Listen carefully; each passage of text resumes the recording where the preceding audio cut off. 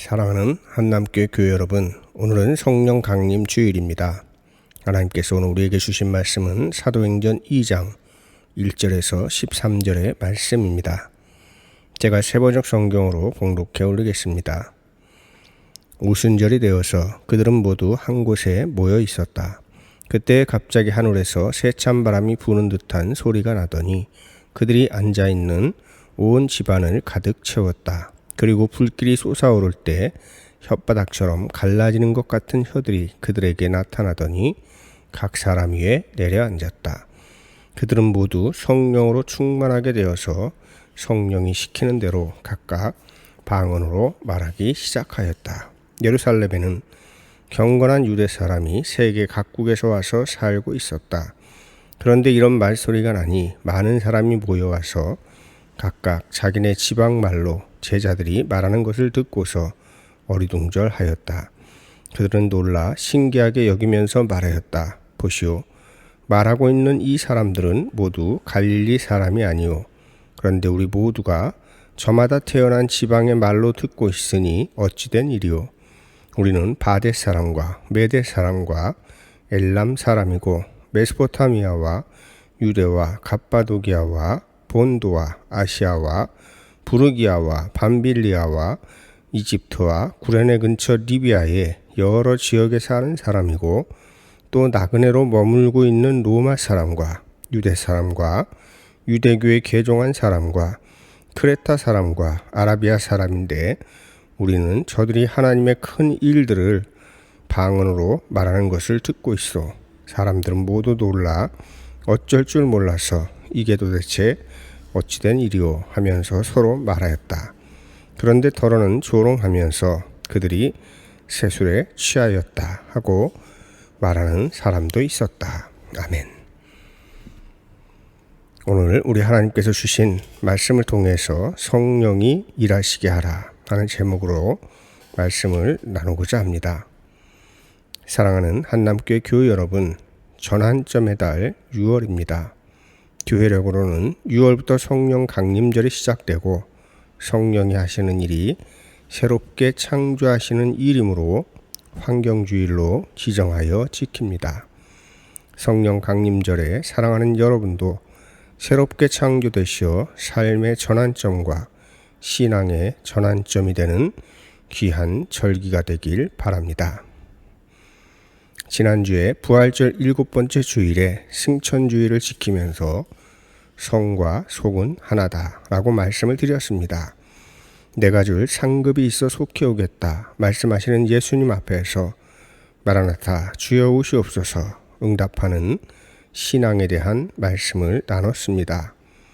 그리고 오늘은 오순절에 속히 오시겠다고 하신 예수님의 말씀이 성령의 강림으로 성취된 말씀을 읽은 것입니다. 예수님이 부활 승천하신 후 마가의 다락방에 모여 있었던 120 성도들은 베드로의 주관으로 예수님을 팔아넘기고 스스로 목숨을 끊은 유다를 대신할 제자를 뽑았습니다.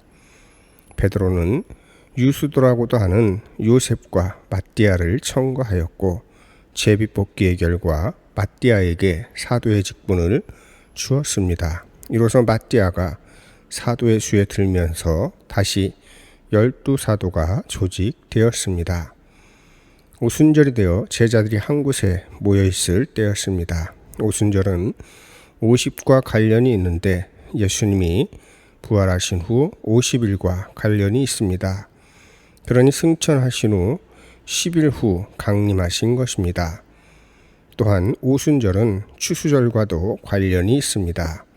즉 마지막 때 심판의 때를 상징하기도 하는 것입니다. 그러니 마가의 다락방에 있었던 이들은 성령의 강림을 통해서 예수님께서 승천하실 때 약속하신 재림의 때를 실감했을 것입니다. 그때 갑자기 하늘에서 세찬 바람이 부는 듯한 소리가 나더니 온 집안을 가득 채웠습니다. 그리고 불길이 솟아오를 때 혓바닥이 갈라지는 것 같은 혀들이 각 사람 위에 내려 앉았습니다. 그러자 그들은 모두 성령으로 충만하게 되어서 성령이 시키는 대로 각각 방언으로 말하기 시작했습니다. 이것이 성령 강림절의 시작입니다. 한국교회는 성령에 대한 오해가 참으로 많습니다. 오해가 많다 보니 오용도 많고 성령인지 악령인지 구분도 못합니다. 그래서 저는 목사지만 성령 받았다고 자신하는 이들을 만나거나 성령 받으라 하면서 자신이 마치 성령을 줄 수 있는 것처럼 행세하는 목사들을 보면 거부감이 듭니다. 사실 성령을 받지 않은 사람은 아무도 없습니다. 심지어는 기독교인이 아닌 사람들도 성령을 받은 사람들입니다. 기독교는 이 세상 모든 만물을 하나님께서 영으로 창조하셨다고 믿는 종교입니다. 그러므로 이 세상에 존재하는 모든 만물에는 하나님의 영이 내재합니다. 그런데 하나님을 믿지 않는다고 혹은 다른 종교를 믿는다고 하나님의 피조물이 아니라고 한다면 창조주 하나님을 부정하는 것입니다. 중요한 것은 성령이 무엇인지를 분명히 아는 것이요, 성령을 받았다는 확신이 있는가요? 성령의 사람답게 살아가고 있는지에 있는 것입니다. 하나님이 오셔서 존재하시는 증거가 성령의 임재요, 성령의 임재는 곧 속히 오시겠다고 하신 예수님의 임재입니다. 이것을 생생하게 경험하고 받아들이는 것을 성령 받았다고 하는 것입니다. 성령은 하나님의 다른 이름입니다. 그러니 한 개인이 성령 받았다고 고백하는 것은 하나님을 내 안에 모시고 산다고 고백하는 것입니다. 이것은 다양하게 표현될 수 있습니다. 주님의 영이 임했다 말씀하기도 하고, 그 안에 내가, 그가 내 안에 라고 표현하기도 합니다. 이번 주 성서일과 병행본문을 통해서 우리는 어렵지 않게 성령 받았다는 것에 다른 표현을 볼 수 있습니다. 시편 104편 30절에 주님께서 주님의 영을 불어 넣으시면 그들이 다시 창조됩니다 고백합니다. 그리고 로마서 8장 14절에 하나님의 영으로 인도함을 받는 사람은 누구나 다 하나님의 자녀입니다 라고 밝히고 있습니다. 요한복음 14장 10절에서는 내가 아버지 안에 있고 아버지께서 내 안에 계시다는 것을 내가 믿지 않느냐? 내가 너희에게 하는 말은 내 마음대로 하는 것이 아니다. 아버지께서 내 안에 계시면서 자기의 일을 하신다 말씀하고 계시는 것입니다. 새찬바람, 또 불, 방언은 모두가 하나님의 임재를 상징하는 것입니다.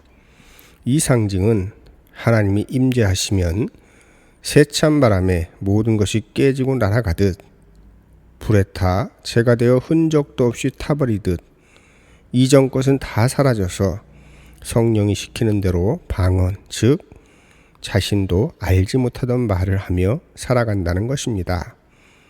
참 재미있는 것은 새찬바람, 불, 방언 모두가 말, 언어와 관련이 있다는 것입니다. 사도행전 본문을 보면 2절에 그냥 새찬바람이 아니라 새찬바람이 부는 듯한 소리가 나더니, 그리고 3절에서는 불길이 솟아오를 때 혓바닥처럼, 그리고 4절에서는 방언으로 말하기 시작하였다. 즉 소리, 혀, 방언 모두가 말, 언어입니다. 말은 존재다, 말은 그 사람이다 라는 말이 있습니다. 어떤 말을 자주 하는지가 그 사람인 것입니다. 부정적인 말을 많이 하면 그는 부정적인 사람이요, 긍정적인 말을 많이 하면 그는 긍정적인 사람입니다. 수군거리는 말을 많이 하면 수군거리는 자요, 비방하는 말을 많이 하면 비방하는 사람입니다. 성령이 충만하게 되자 제자들은 자기의 말이 아니라 성령이 시키는 대로 말하기 시작했습니다. 여러분, 성령이 시키는 말은 생명을 살리는 말이요, 힘겨운 이들을 토닥거려 주는 말이요, 거짓이 아닌 참된 말, 진리의 말일 것입니다. 이것이 방언입니다. 6절 이하를 보십시오. 제자들이 세계 각국에서 온 사람들에게 각각 그 지방 말로 복음을 전했다는 것입니다. 듣는 사람마다 놀라 이게 어찌된 일이오 하는 것입니다. 물론 몇몇은 새 술에 취했다고 조롱하는 이들도 있었지만 성경에서 증언하는 방언은 보통의 교회와 그리스도인들이 생각하는 그런 방언이 아니었던 것입니다. 여러분, 이미 우리는 성령을 받은 사람들입니다. 예수님을 믿는다는 것은 내 뜻대로 된 것 같지만 성령께서 인도해 주신 것이라고 성경은 증거합니다. 그러니 우리가 어떤 삶을 살아야겠습니까? 성령 받은 사람답게 성령 받은 사람다운 말을 하면서 살아가야 하지 않겠습니까? 제자들이 방언으로 전한 말씀은 무엇이었을까요? 예수 그리스도를 증거하는 말이었다는 것을 어렵지 않게 유추할 수 있습니다. 여러분은 그리스도를 증거하는 말을 하면서 살아가십니까? 단순히 전도하라는 말씀이 아닙니다. 여러분의 말과 행동이 그리스도인으로서의 존재감을 드러내고 있는지 돌아보라는 말씀입니다. 입으로 하는 말이 있고 삶으로 하는 말이 있습니다. 저는 우리 한남교회 교우들이 입의 방언보다 삶의 방언을 하는 성숙한 신앙이 되기를 바랍니다. 여러분, 위에서 세찬 바람에 모든 것이 깨지고 날아가듯 불에 타 재가 되어 흔적도 없이 타버리듯 이전 것은 다 태워져서 사라져버리고 성령이 시키는 대로 방언, 즉 자신도 알지 못하던 말을 하면서 살아가는 것, 그것이 바로 성령 받은 삶이라고 말씀을 드렸습니다. 여러분, 성령의 바람 앞에서 우리는 깨져야 하고 무너져야 하고 성령의 불 앞에서 흔적도 없이 사라져야 비로소 성령이 시키는 일을 할 수 있다는 것을 의미하는 것입니다. 그런데 우리의 실상은 어떻습니까? 깨지기를 거부하고 나 자신의 존재감을 끊임없이 드러내려 하지 않습니까? 신앙으로 인해 자신의 일상이나 생각이 조금이라도 깨지는 것을 원하지 않고 하나님은 나의 존재감을 세우기 위한 수단 정도로 생각하는 것은 아닙니까? 이런 신앙을 기복신앙이라고 합니다. 성령 충만한 제자들을 보고 많은 이들이 놀라지만 몇몇은 조롱하면서 그들이 세술에 취하였다 말합니다. 이해할 수 없으면 조롱함으로 자신의 무지함을 제거하고 존재감을 찾으려는 것이 인간의 속성입니다. 몇몇은 이런 얄팍한 존재감을 세우려고 제자들을 조롱하지만 베드로의 오순절 설교에서 밝히듯 제자들은 세술에 취한 것이 아니라 하나님의 예언을 성취한 행동이었으며 성령에 취한 것이었습니다. 여러분, 주일 성수를 하고 교회를 위해 봉사하고 예물을 드리는 모든 일은 요즘 세상의 눈으로 보면 조롱받을 일입니다. 그러나 여러분, 하나님께서 칭찬하시는 일을 하시기를 바랍니다. 주일 성수를 잘하고 예배에 정성을 다하고 물질로 땀으로 헌신하고 봉사하면 성령께서 여러분을 통해서 일하시는 것입니다. 오늘 주일 설교의 제목은 성령께서 일하게 하라입니다. 이런 제목을 정한 이유는 가물에도 피어난 시크릿 가든의 의아리에 관한 묵상과 맞닿아 있습니다. 의아리를 보면서 이런 묵상을 했습니다. 올해는 여느 해보다 보름 이상 빨리 꽃이 피었다. 가물에 시원치 않게 자랐다가 단비 한번 제대로 맞아보지 못하고 꽃은 졌다. 그래도 씨앗은 맺힐 것이다. 꿀벌도 귀했지만 어찌어찌 명맥을 보존할 것이다.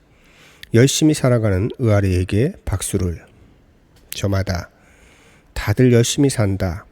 그 열심히 이웃과 함께 할 수 있는 것이라면, 기꺼이 하나님이 도와주시는 일이라면 더욱 풍성한 삶의 길이 열릴 터인데 자본주의라는 안경에 눈이 가려 열심히 살지만 저마다 지옥을 산다. 익명 그대로 성령을 받는다는 것은 하나님을 자기 안에 모시고 그분이 일하게 하시는 것이다. 그런데 한국 교회 소위 성령파들은 어떤가? 물론 차갑게 식어버린 냉혈 신앙보다야 나을지 모르겠지만 50보 100보가 아닌가 싶다. 의아리가 열심을 다해 살았지만 거기에 단비가 더해지고 벌과 나비라는 이웃이 더해졌다면 훨씬 풍성했을 것이다. 그런데 사람들은 저마다 열심히 사는데 고단하게 산다. 이웃 없이, 하나님 없이 각자 도생의 삶을. 여러분, 내가 열심히 살면 살 길이 열릴 것입니다. 하지만 내 열심을 성령이 도우시면 성령이 일하시고 내가 거들면 더 큰 길이 열릴 것입니다. 나 혼자서도 능히 이겨낼 수도 있을지 모르겠지만 성령이 여러분 안에서 일하게 하시기 바랍니다. 그것이 성령 받은 사람들의 삶의 방식입니다. 산책을 하는 것도 아닌데 지름길을 두고 먼 길을 돌아가는 것은 어리석은 일입니다. 성령님이 도와주시겠다고 하는데 마다하는 것은 지혜로운 삶이 아니라 어리석은 삶입니다. 성령께서 여러분 안에서 하나님의 일을 하게 하십시오. 그러면 여러분의 삶이 달라질 것입니다. 시편 기자는 고백합니다. 주님께서 주님의 영을 불어 넣으시면 그들이 다시 창조됩니다. 성령의 계절에 성령님으로 인하여 새롭게 거듭나는 여러분 되시기를 주님의 이름으로 축원합니다. 아멘. 말씀을 기억하면서 거듭기도 드리겠습니다. 주님, 성령의 계절을 맞이했습니다. 뜨거운 여름의 햇살처럼 우리의 마음이 뜨거워지게 하시고 우리 안에 성령을 모시고 살아감으로 성령께서 일하시게 하는 삶을 살아가게 하옵소서. 주님, 우리는 번번이 성령님의 도우심을 외면하고 우리의 힘만으로 살아가려고 합니다. 그러나 주님, 성령님이 함께 하지 않는 삶은 결국은 공허한 것임을 깨달아 알게 하옵소서. 성령께서 도와주시는 복된 삶으로 우리를 인도하여 주옵소서. 예수님의 이름으로 기도드립니다. 아멘.